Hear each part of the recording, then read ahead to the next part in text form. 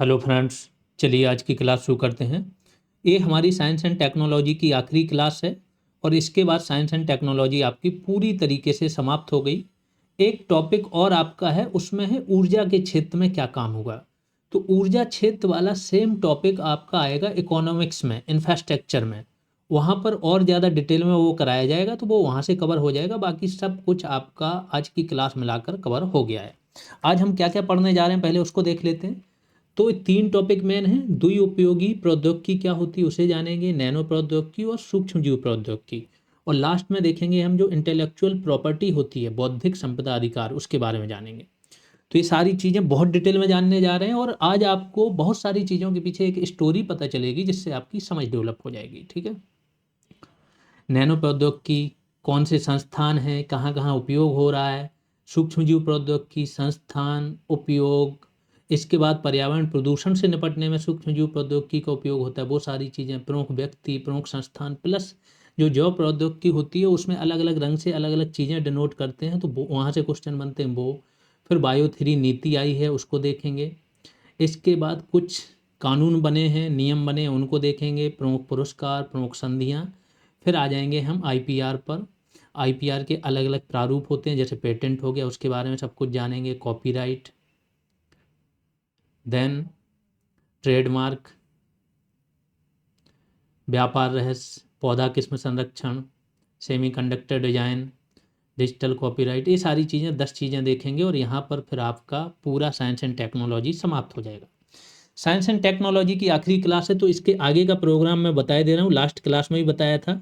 Next 30 days का programme है जो सिर्फ एप्लीकेशन पर आएगा। यूट्यूब पर अभी थोड़ी शांति रहेगी। क्या क्या आएगा? यूपी स्पेशल क्लासेज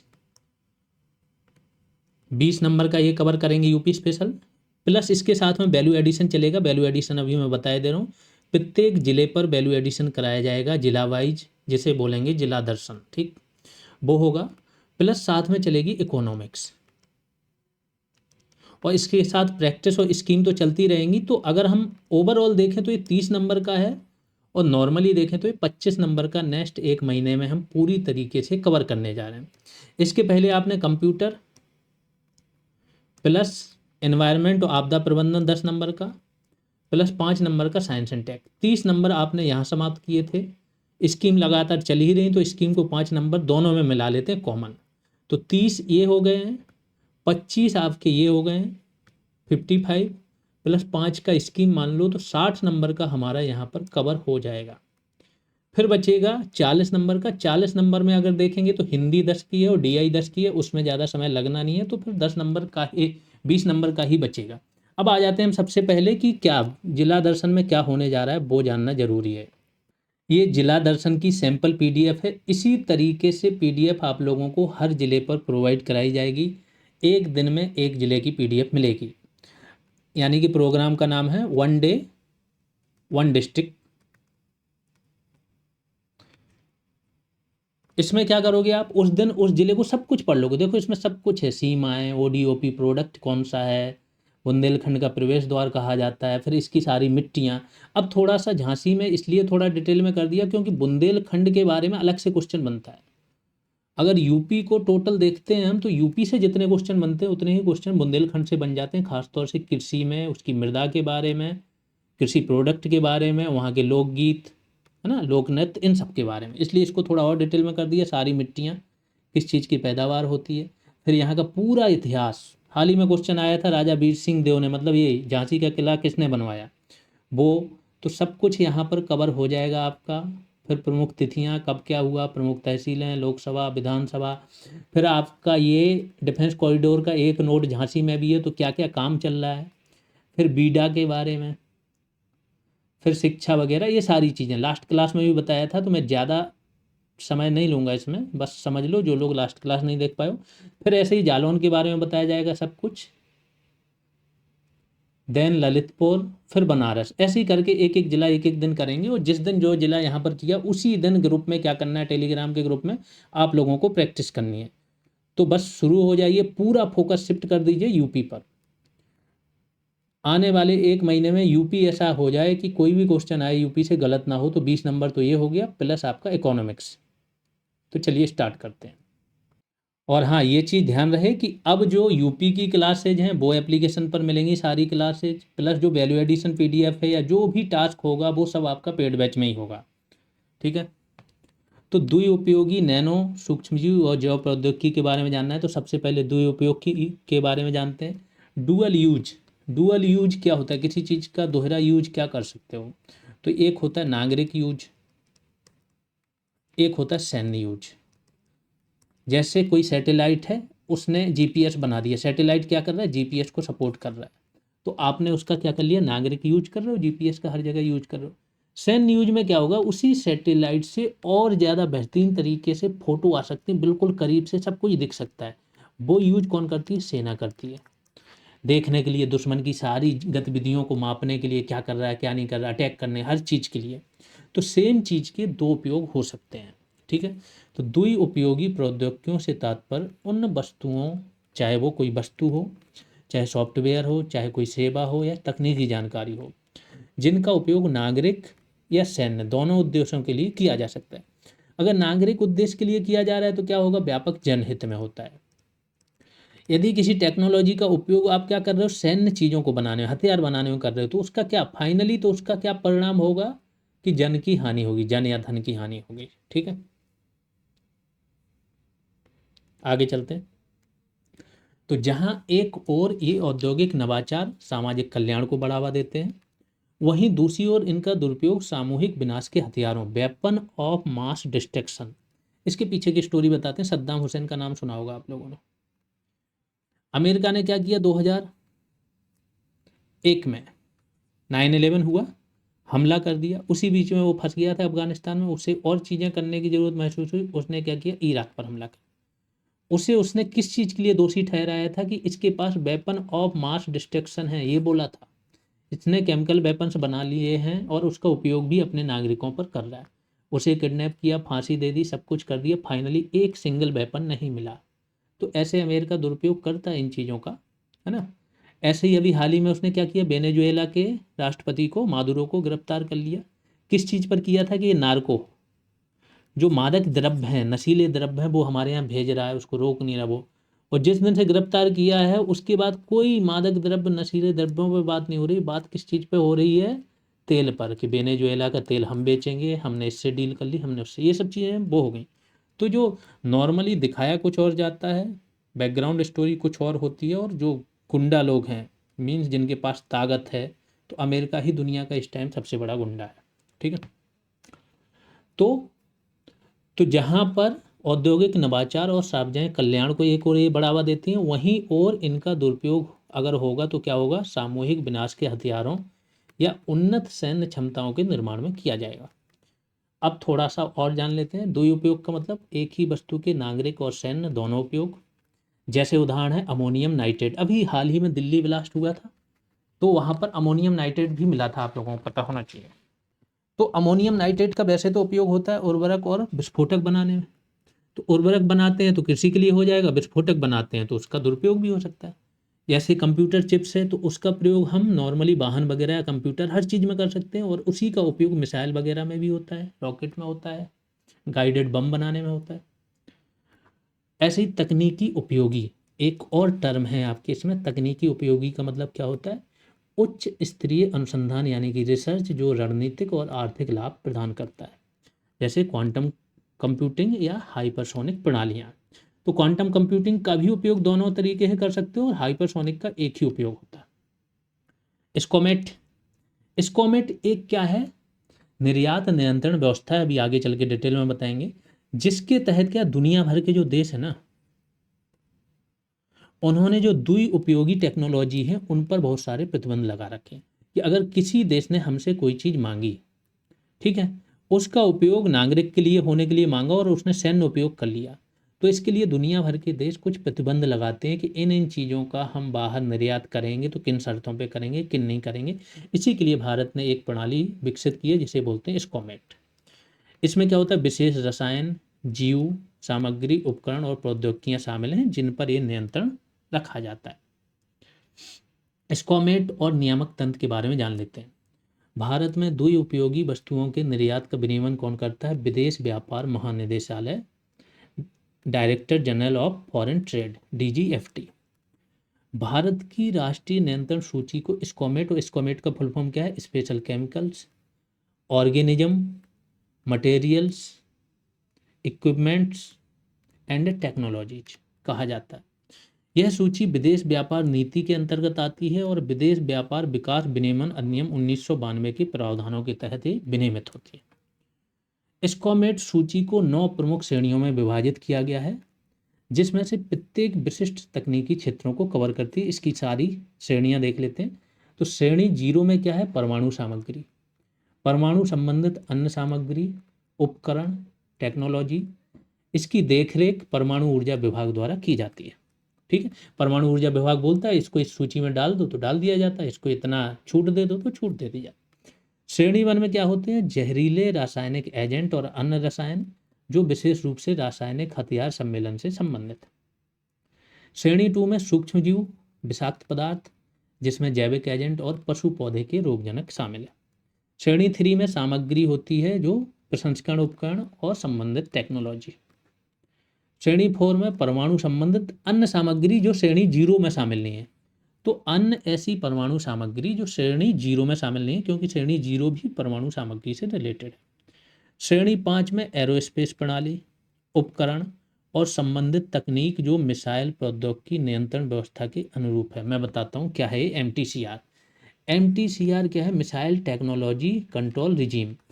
एक संगठन है देशों का जो आपस में उन्होंने बना लिया। उनमें क्या होता है कि अगर उस संगठन के सदस्य हो आप, तभी आपको वो टेक्नोलॉजी ट्रांसफ़र की जाएगी जो डुअल यूज की है। जैसे भारत का उदाहरण है, भारत को ब्रह्मोस रूस के साथ बना रहा था, तो रूस के साथ बनाने में भारत 300 किलोमीटर से ज़्यादा की क्षमता वाला नहीं बना सकता था। ये हम पर प्रतिबंध लगे थे MTCR के, क्योंकि भारत MTCR का सदस्य नहीं था। तो रूस भारत के साथ वो टेक्नोलॉजी साझा नहीं कर सकता था जो 300 किलोमीटर से ज़्यादा मिसाइल रेंज वाली हो। अब भारत MTCR का सदस्य हो गया, इसलिए सुन रहे हैं हम लोग कि 550 किलोमीटर ब्रह्मोस की रेंज ऑलरेडी हो चुकी है और इसे हम 800 किलोमीटर तक ले जाएंगे। अब भारत को छूट मिल गई है क्योंकि MTCR का सदस्य हो गया। ठीक है, इसके बाद युद्ध सामग्री सूची होती है इसमें, जिनका नियंत्रण कौन करता है? रक्षा उत्पादन विभाग। फिर श्रेणी 7 में इलेक्ट्रॉनिक्स, कंप्यूटर, सूचना सुरक्षा उपकरण होते हैं। श्रेणी 8 में अन्य महत्वपूर्ण वस्तुएं जो उपयुक्त श्रेणी में नहीं आती। मतलब एक छूट दे दी है कि सरकार जिसे डालना चाहे वो डाल सकती है और सब पर कंट्रोल लगा सकती है। अब अंतर्राष्ट्रीय व्यवस्थाएं और भारत की सदस्यता के बारे में जान लेते हैं, यहाँ से क्वेश्चन आ सकता है। तो 2017 में भारत, ऐसे 3-4 रिजीम थे। एक था न्यूक्लियर सप्लायर ग्रुप, इसमें केवल भारत सदस्य नहीं बन पाया है क्योंकि चीन, इसमें क्या होता है सर्वसहमति से निर्णय लिए जाते हैं और चाइना हर बार रोड़ा अटका देता है। बाकी MTCR का भारत सदस्य बन गया है, वासेनार ग्रुप होता है अरेंजमेंट उसका बन गया, और ऑस्ट्रेलियन ग्रुप होता है उसका भी बन गया। तो 2017 में वासेनार व्यवस्था का 42वां सदस्य भारत बना। ये व्यवस्था क्या है? पारंपरिक हथियारों और द्विउपयोगी वस्तुओं के हस्तांतरण में पारदर्शिता को बढ़ावा देती है। 2023 में भारत ने इसकी जो प्लेनरी चेयर थी ना, इसकी अध्यक्षता भी की थी। मतलब इस अरेंजमेंट का केवल सदस्य नहीं बना, इसका अध्यक्ष भी रह चुका है भारत। फिर Bharat missile technology control regime MTCR और ऑस्ट्रेलिया समूह का भी सदस्य है, जो क्रमशः MTCR क्या करता है? मिसाइल, और ऑस्ट्रेलिया समूह क्या करता है? रासायनिक और जैविक हथियारों के प्रसार को रोकने के लिए प्रतिबद्ध है। अगला है, अब यहाँ पर द्विउपयोगी टेक्नोलॉजी आपकी समाप्त होती है। अगला है नैनो प्रौद्योगिकी। नैनो प्रौद्योगिकी का मतलब ही है कि जो कोई भी पदार्थ होता है उसके परमाणु स्तर पर जाओ, सबसे सूक्ष्म चीज पर चले जाओ, जो सबसे सूक्ष्म अणु होता है वो क्या? 10⁹ मीटर तक। इसमें क्या होता है, जब पदार्थ बहुत सारे अणु संगठित होते हैं ना, तो उसके गुण धर्म अलग होते हैं, और जब उसका बिल्कुल मूल अणु पर आप पहुंच जाओगे, बहुत छोटे अणु पर पहुंच जाओगे, तो गुण धर्म बदल जाते हैं। इन्हीं का ही उपयोग मानव के लिए कैसे कर सकते हैं, वही होती है नैनो प्रौद्योगिकी। तो नैनो प्रौद्योगिकी पदार्थ के आणविक और परमाणविक स्तर, यानी कि 1 नैनोमीटर से 100 नैनोमीटर के पैमाने पर नियंत्रण और हेरफेर, या तो नियंत्रण करो या इसमें बदलाव करो, इसका विज्ञान है। 1 नैनोमीटर 1 मीटर का 1/4 हिस्सा होता है, मतलब 10⁹ मीटर। ये भी क्वेश्चन पूछता है। अब इसमें कन्फ्यूज मत होना, मीटर में है तो इतना है, सेंटीमीटर में दे देगा तो देखना है आपको ना, मिलीमीटर में दे देगा तो अलग देखना। इस स्तर पर पदार्थों के भौतिक, रासायनिक और जैविक गुण, नैनो स्तर पर जो उसके भौतिक, रासायनिक, जैविक गुण होते हैं ना, वो उसके स्थूल यानी कि बल्क गुणों से भिन्न हो जाते हैं, जो क्वांटम प्रभावों के कारण होते हैं। भारत का नैनो मिशन के बारे में जान लेते हैं। तो भारत सरकार में 2001 में नैनो विज्ञान और प्रौद्योगिकी पहल NSTI को लागू किया था। 2007 में विज्ञान और प्रौद्योगिकी विभाग के माध्यम से नैनो मिशन की शुरुआत की थी। बहुत इंपॉर्टेंट है, बहुत सारे काम इंडिया में ऐसे हुए हैं जो लोगों को नहीं पता चला, इतने हो हल्ला नहीं हुआ, क्योंकि वैज्ञानिक क्या शांति से काम करते हैं, लेकिन बहुत बड़े काम थे। अभी इसमें देखना, दुनिया में नैनो क्षेत्र में भारत टॉप 5 में आता है। भारत वर्तमान में नैनो विज्ञान में वैज्ञानिक प्रकाशनों की संख्या के मामले में दुनिया के शीर्ष 5 देशों में शामिल है। और वैज्ञानिक प्रकाशन उन्हीं के होते हैं जो बहुत रिलीवेंट हों, बहुत आप साइंस में उसको प्रूव करते हैं, कुछ नया रिसर्च करें, बहुत सारा चीज़ें दें। ठीक, प्रमुख संस्थान और उत्कृष्टता केंद्र देख लेते हैं जो नैनो टेक्नोलॉजी से संबंधित हैं। तो मेन संस्थान है नैनो विज्ञान और प्रौद्योगिकी संस्थान, INST, मोहाली पंजाब में है। इसका काम क्या है? कृषि, स्वास्थ्य और पर्यावरण के लिए नैनो समाधान प्रोवाइड कराता है। दूसरा है जवाहरलाल नेहरू उन्नत वैज्ञानिक अनुसंधान केंद्र, बेंगलुरु कर्नाटक में है। क्वांटम डॉट्स, ऊर्जा संचयन और उन्नत सामग्री के क्षेत्र में काम करता है। फिर अगला है भारतीय विज्ञान संस्थान, यानी कि इंडियन इंस्टीट्यूट ऑफ साइंस है, बेंगलुरु में है। इसी की ही एक शाखा है centre for nano science and engineering. ये काम करती है किसमें? Nano electronics, micro electromechanical system में। फिर व्यवहारिक अनुप्रयोग देख लेते हैं, इससे समझ में आएगा कि नैनो टेक्नोलॉजी का सामान्य जीवन में क्या उपयोग हो रहा है। जल शोधन में सबसे ज़्यादा उपयोग जल शोधन में होता है। IIT मद्रास की एक टीम ने पानी से आर्सेनिक प्रदूषण को दूर करने के लिए नैनो सामग्री का सफलतापूर्वक उपयोग किया। CSIR, IITR, इन्होंने मिलकर ओनीर नामक एक उपकरण विकसित किया है, जो नैनो उपकरण है, जो बिना रसायनों के पानी से रोगाणुओं को नष्ट करता है। नहीं तो हम क्या करते हैं, रोगाणुओं को नष्ट करने के लिए क्लोरीन मिलाते हैं, अन्य चीज़ों का उपयोग करते हैं। यहाँ पर ऐसा कुछ नहीं। स्वास्थ्य के क्षेत्र में क्या है? एंटीवायरल नैनो कोटिंग्स का विकास किया गया, जिनका उपयोग कोविड-19 के दौरान मास्क और PPE किट की सुरक्षा बढ़ाने के लिए किया गया था। कृषि क्षेत्र में तो पढ़ ही चुके हो पहले, नैनो उर्वरक हो गया है ना, नैनो यूरिया। तो नैनो उर्वरकों का विकास किया जा रहा है जो पौधों तथा पोषक तत्वों के अवशोषण को बढ़ाते हैं और मिट्टी के प्रदूषण को कम करते हैं। वस्त्र उद्योग में भी IIT दिल्ली ने क्या किया? वस्त्रों के लिए एक स्वच्छ सफाई तकनीक विकसित की है, जो नैनो कोटिंग का उपयोग करती है और वस्त्रों को साफ कर देती है स्वयं से। इसके बाद सूक्ष्म जीव प्रौद्योगिकी के बारे में आते हैं। अगला टॉपिक है हमारा, सूक्ष्म जीव प्रौद्योगिकियों का बहुत उपयोग होता है, ठीक है, बायोटेक्नोलॉजी में। तो सूक्ष्म जीव प्रौद्योगिकी, माइक्रोबियल टेक्नोलॉजी, मानव लाभ के लिए इसमें क्या होते हैं, जो सूक्ष्म जीव होते हैं इनका उपयोग किया जाता है, जैसे बैक्टीरिया, कवक, वायरस, इनके गुणों का दोहन किया जाता है। यह औद्योगिक जैव प्रौद्योगिकी का आधार है और दवा निर्माण, कृषि सुधार और प्रदूषण नियंत्रण में महत्वपूर्ण भूमिका निभाती है। इसकी जो सर्वोच्च संस्था है जो सबसे ज़्यादा काम कर रही है वो है CSIR। CSIR का तो नाम जानते होंगे, central for scientific and industrial research. इसी की है IM टेक ब्रांच है। यह भारत की प्रमुख सूक्ष्म जीव अनुसंधान संस्था है, चंडीगढ़ में स्थित है। 1984 में स्थापना हुई थी। यह संस्थान सूक्ष्म जीवों के जीव विज्ञान और जैव प्रौद्योगिकी के क्षेत्र में अग्रणी है। इसने क्या क्या काम किया वो देख लो।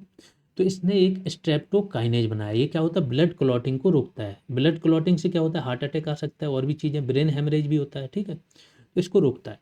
तो संस्थान ने क्लॉट विशिष्ट पुनः संयोजक स्ट्रेप्टोकाइनेज विकसित किया है, जो दिल के दौरे के उपचार में एक महत्वपूर्ण जीवन रक्षक दवा है।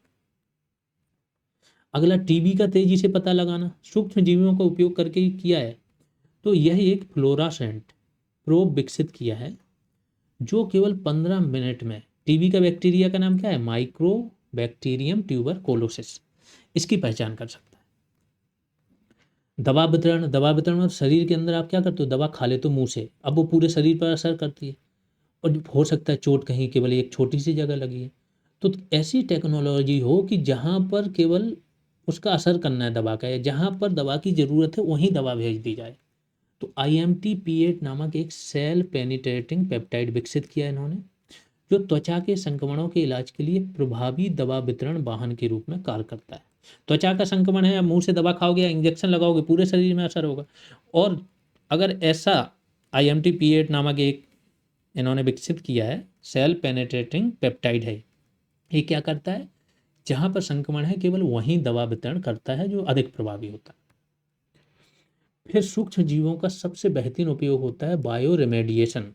ये टर्म भी पूछा जाता है, एनवायरनमेंट में भी ये टर्म बताया था। बायो रेमेडिएशन में क्या होता है, प्रदूषण को दूर करने के लिए आप क्या करते हो, सूक्ष्म जीवों का उपयोग करते हो।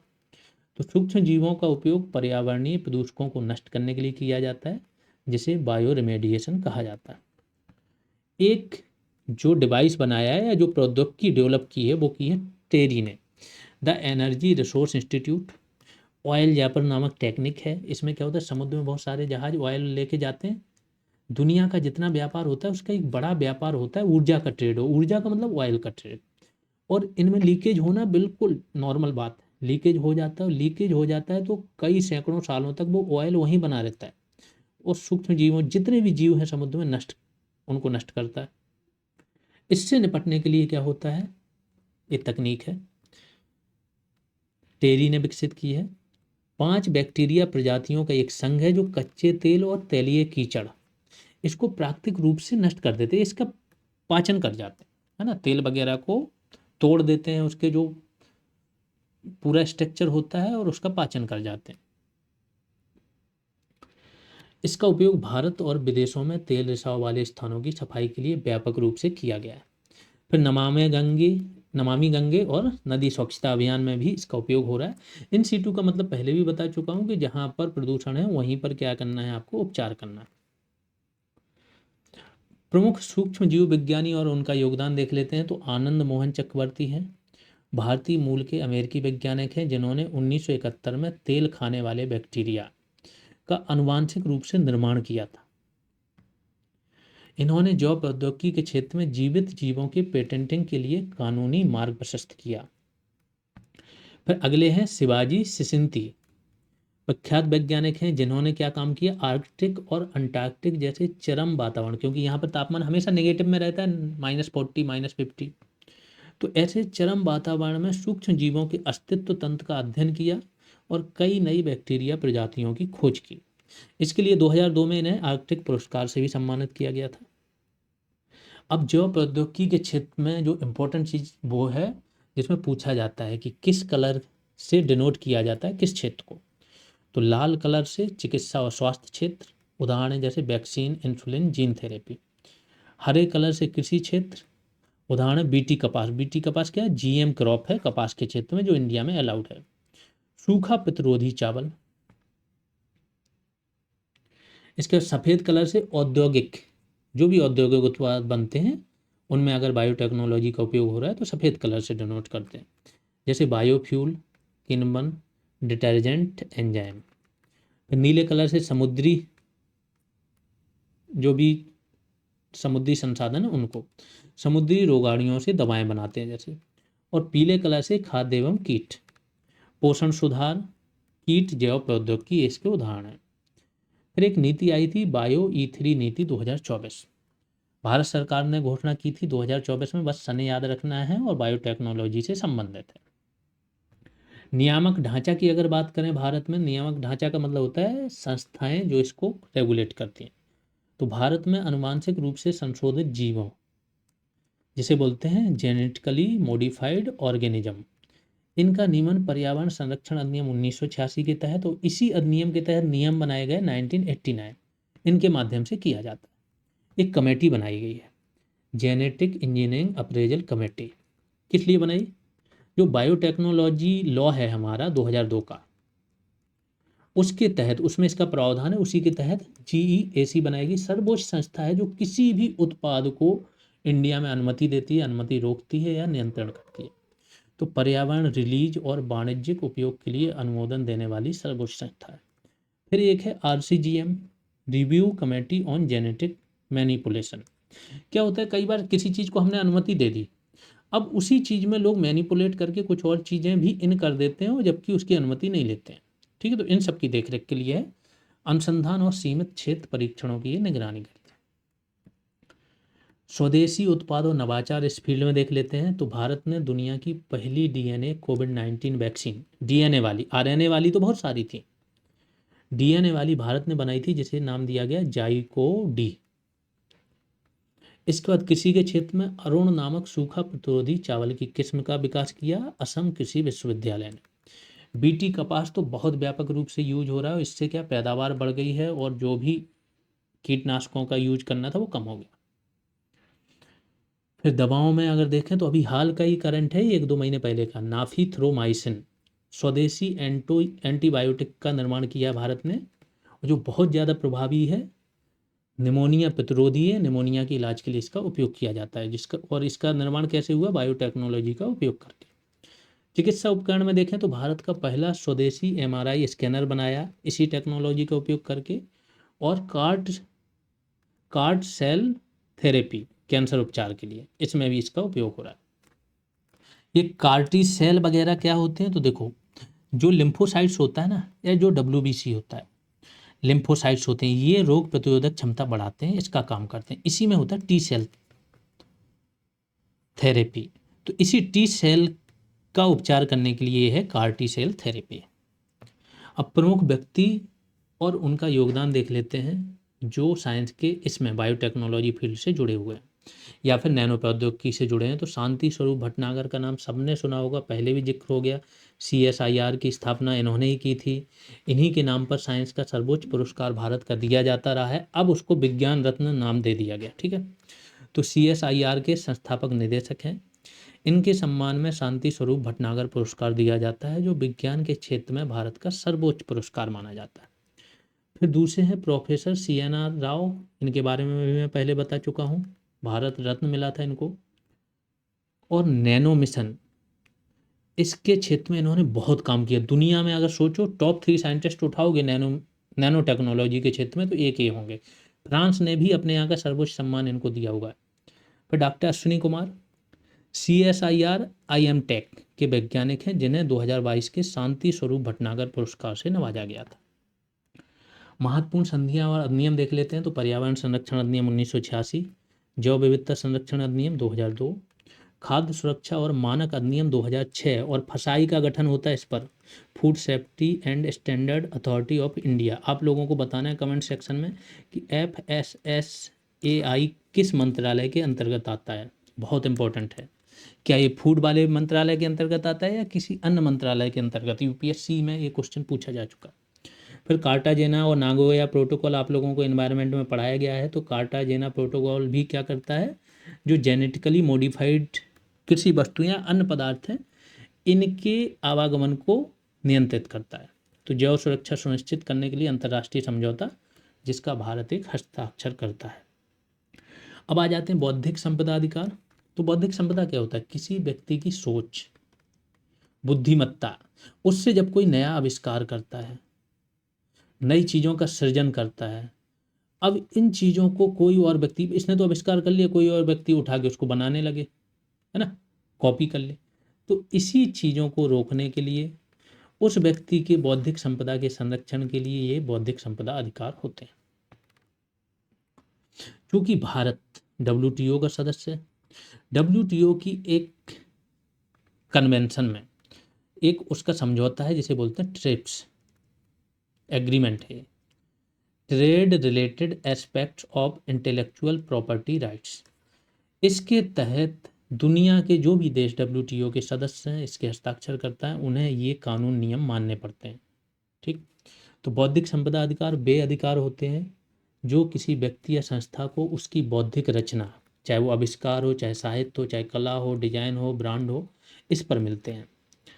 ये अधिकार सृजनकर्ता को इसकी रचना के उपयोग, उत्पादन, बिक्री, वितरण या लाइसेंस पर नियंत्रण देते हैं। इसका उद्देश्य नवाचार को प्रोत्साहन, सृजनकर्ता को आर्थिक लाभ और समाज में ज्ञान का प्रसार है। उदाहरण के लिए, किसी वैज्ञानिक ने अगर किसी नई दवा का आविष्कार किया तो पेटेंट अधिकार मिल जाएगा। लेखक की कोई पुस्तक है, उसे कॉपीराइट मिल जाएगा। कंपनी का कोई लोगो है तो ट्रेडमार्क रजिस्टर करा सकते। ऐसा नहीं है कि हर चीज़ के लिए सेम मिले, अगर कंपनी का लोगो है तो उसके लिए आप पेटेंट नहीं करा सकते, उसके लिए ट्रेडमार्क रजिस्टर कराना हो। अब जानते हैं सबके बारे में बारी बारी से। पेटेंट किसी नए आविष्कार के लिए मिलता है, चाहे वो उत्पाद के लिए हो या प्रक्रिया, दोनों के लिए मिल जाता है। सरकार द्वारा दिया गया विशिष्ट अधिकार है, और जिसे वो पेटेंट मिला है उसकी अनुमति के बिना ना उसका निर्माण किया जा सकता, ना उपयोग, ना बिक्री, ना आयात, सब निषिद्ध है। भारत में पहले भी पेटेंट के कानून थे, जैसे 1970 का अधिनियम था, पेटेंट अधिनियम। लेकिन ये अधिनियम क्या है ना, दुनिया भर के देशों में जो रूल थे ना उसके साथ ये मैच नहीं कर रहा था। वो दुनिया के देशों में ही सारे आविष्कार हो रहे थे, तो उनको ये टेंशन थी। जब भारत WTO का सदस्य बना, 1995 में WTO बना था, तो भारत पर दबाव डाला गया। फिर भारत ने क्या 1999 में संशोधन किया, 2002 में और 2005 में। 2005 में वो जो संशोधन किया था वो ट्रिप्स को लागू करने के लिए किया था। पेटेंट की जो वैधता अवधि होती है वो 20 वर्ष होती है। पेटेंट कैसे ले सकते हो, तो उसमें नवीनता, एकदम नया होना चाहिए, आविष्कारक कदम होना चाहिए, औद्योगिक उपयोगिता होनी चाहिए। कुछ अपवर्जन है, जैसे गणितीय विधि, एल्गोरिथम, व्यवसाय विधि। अनिवार्य लाइसेंसिंग का प्रावधान पेटेंट में मैं बताता हूँ, 2-3 चीज़ें हैं जैसे दुरुपयोग होता है। पहले अनिवार्य लाइसेंसिंग जान लीजिए। सपोज करो कोई दवा है कैंसर की, और वो कोई दुनिया की, अमेरिका की कंपनी बना रही हो, काफ़ी महंगी है, 2 लाख रुपए, 3 लाख की। अब भारत की जनता जो है गरीब है, और ऐसी परिस्थिति बन गई कि कैंसर के केस बहुत बढ़ रहे हैं।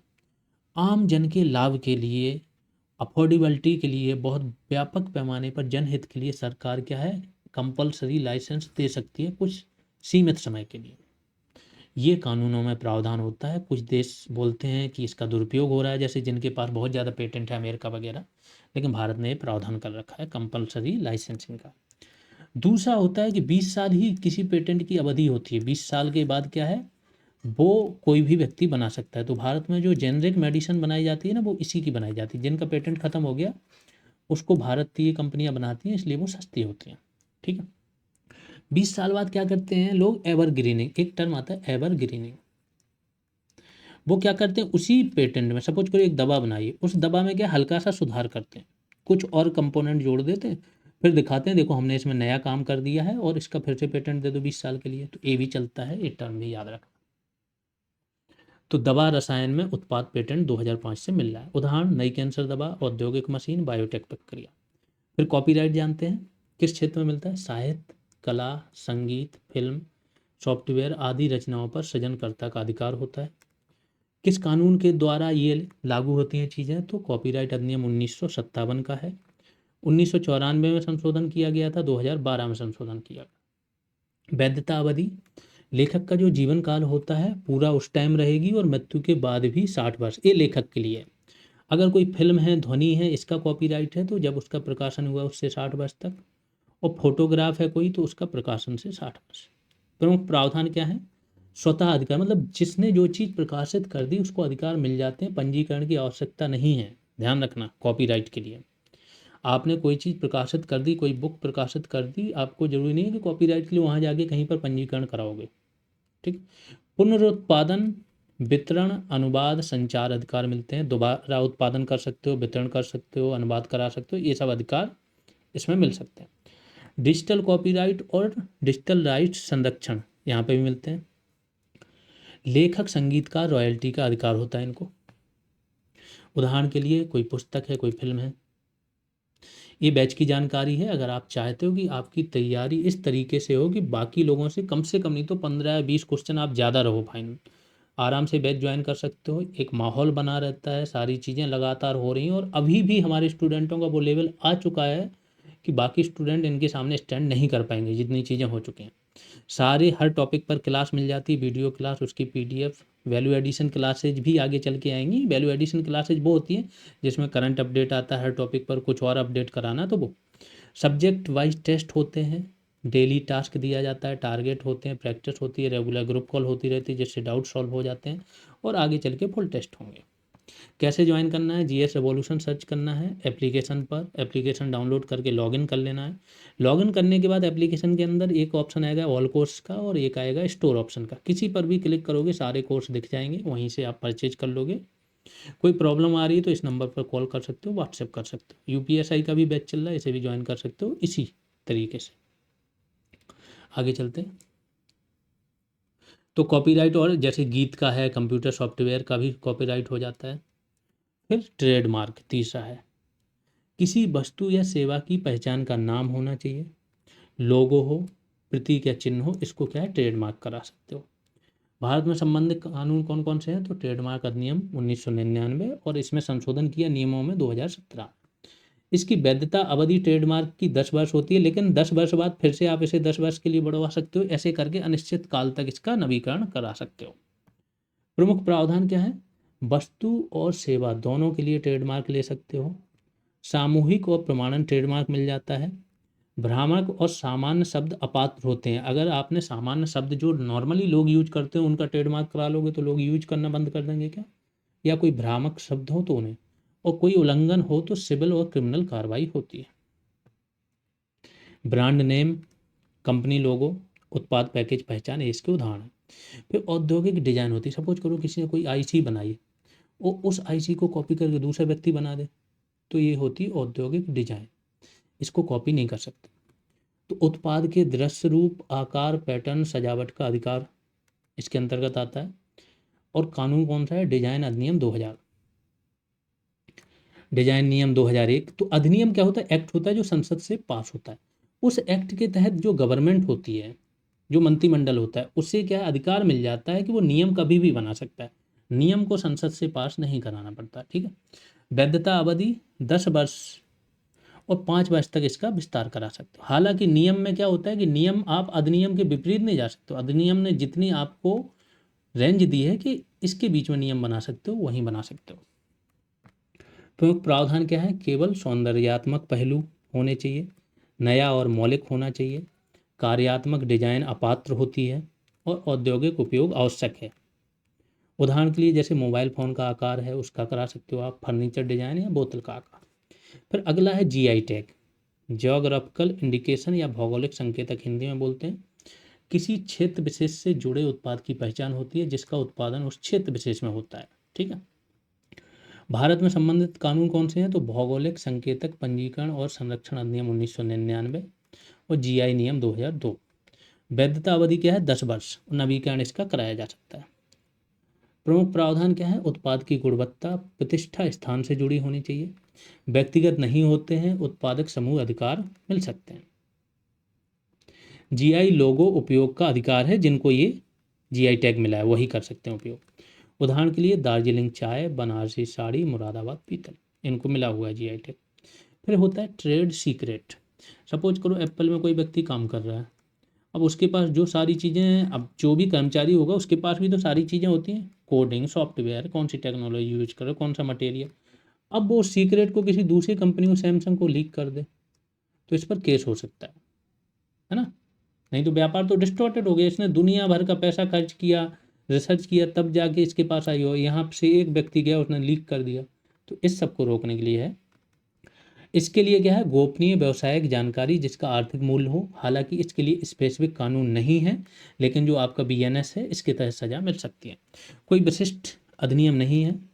अनुबंध कानून गोपनीय समझौता होता है। सूचना प्रौद्योगिकी अधिनियम 2000 में भी इसको प्रोटेक्ट किया गया और भारतीय दंड संहिता जो है, अब तो भारतीय न्याय संहिता हो गई, इसमें भी इसके लिए सजा का प्रावधान। वैधता अवधि क्या है? जब तक गोपनीयता बनी रहे तब तक वैध है, क्योंकि इसमें ऐसा नहीं है 10, 20, 30 साल, इसमें तो हमेशा गोपनीय रखना है। सार्वजनिक नहीं होना चाहिए, व्यवसायिक मूल्य होना चाहिए और सुरक्षा उपाय अपनाए गए। मतलब ऐसी चीज़ को ही आप ट्रेड सीक्रेट का केस कर सकते हो जो पहले से सार्वजनिक पब्लिक नहीं है। उदाहरण के लिए जैसे कोका कोला का देखा होगा, कोका कोला का एक फार्मूला है जो सुरक्षित रहता है। ठीक। तो खाद्य फार्मूला, एल्गोरिदम और ग्राहक डेटाबेस। फिर अगला है पौधा किस्म संरक्षण, प्लांट वेराइटी प्रोटेक्शन। नई पौध किस्म विकसित करने का अधिकार होता है। सपोज करो संकर पौध बनाई, कोई नई पौध किस्म विकसित की और लोगों ने उसको यूज करना शुरू कर दिया, तो इसका भी आप क्या कर सकते हो? पौध संरक्षण के लिए रजिस्टर करा सकते हो। भारत में संबंधित कानून कौन से हैं? पौधा किस्म एवं कृषक अधिकार संरक्षण अधिनियम 2001 और नियम बने थे 2003 में। किस किस का आप रजिस्ट्रेशन करा सकते हो? वृक्ष और लता का 18 वर्ष तक, अन्य फसलें 15 वर्ष और मौजूदा किस्म 15 वर्ष। प्रमुख प्रावधान क्या है? ब्रीडर अधिकार है, किसान बीज उपयोग अधिकार है, अनुसंधान अधिकार है और लाभ साझा व्यवस्था है। उदाहरण के लिए नई धान की किस्म या हाइब्रिड बीज हो कोई। फिर अगला है सेमीकंडक्टर एकीकृत परिपथ लेआउट डिजाइन, जो आईसी होती है उसका जो सर्किट होता है, ठीक है, उसकी डिजाइन लेआउट से संबंधित कोई लीक नहीं कर सकता है। तो माइक्रोचिप सर्किट लेआउट डिजाइन का अधिकार। भारत में संबंधित कानून कौन सा है? तो सेमीकंडक्टर एकीकृत परिपथ लेआउट डिजाइन अधिनियम 2000। वैधता अवधि इसकी क्या है? 10 वर्ष है। मूल लेआउट होना चाहिए, ऐसा नहीं है कि आपने दूसरे के में थोड़ा बहुत चेंज कर दिया और बना दिया अपना। व्यावसायिक उपयोग से पहले पंजीकरण होना चाहिए उसका, और पुनर्उत्पादन पर प्रतिबंध होता है। उदाहरण के लिए माइक्रो प्रोसेसर चिप डिजाइन।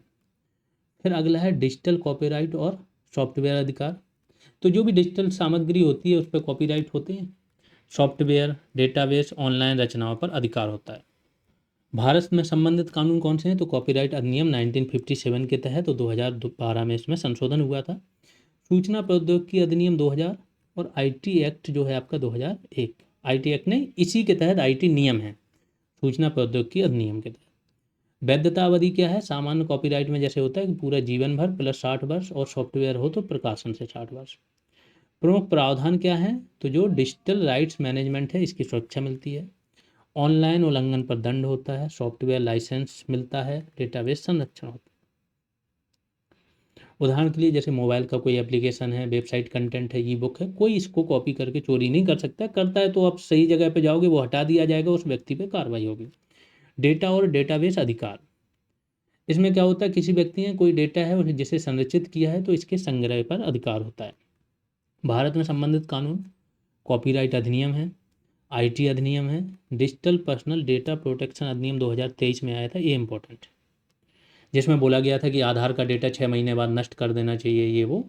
तो जो व्यक्तिगत डेटा है उस पर व्यक्ति का ही अधिकार है, बाकी लोग दुरुपयोग नहीं कर सकते। वैधता अवधि क्या है? जैसे कॉपीराइट की होती है 60 वर्ष। डेटा संरक्षण का अधिकार हमेशा बना रहता है जिसका डेटा है उसके पास। डेटा संकलन पर कॉपीराइट।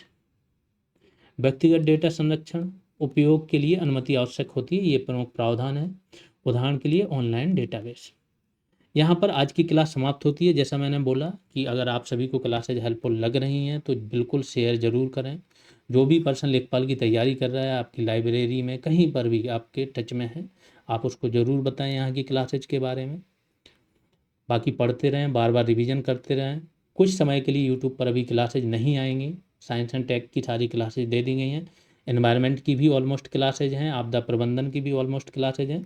बाकी क्लासेज के लिए आप लोग एप्लीकेशन पर बैच ले सकते हो। एप्लीकेशन पर बैच कैसे लेना है? किसी भी वीडियो के आप डिस्क्रिप्शन में जाओगे, कमेंट सेक्शन में जाओगे, वहाँ पर लिंक मिल जाएगी, डिटेल मिल जाएगी, या फिर जीएस एवोल्यूशन सर्च करना है प्ले स्टोर पर तो ऐप मिल जाएगा। अभी के लिए इतना ही, धन्यवाद।